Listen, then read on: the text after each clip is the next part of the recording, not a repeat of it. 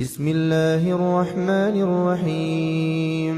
تبارك الذي نزل الفرقان على عبده ليكون للعالمين نذيرا الذي له ملك السماوات والأرض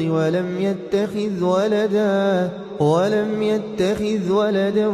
ولم يكن له شريك في الملك وخلق كل شيء فقدره تقديرا واتخذوا من دونه آلهة لا يخلقون شيئا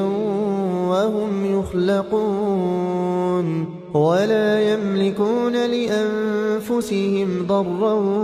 ولا نفعا ولا يملكون موتا ولا حياة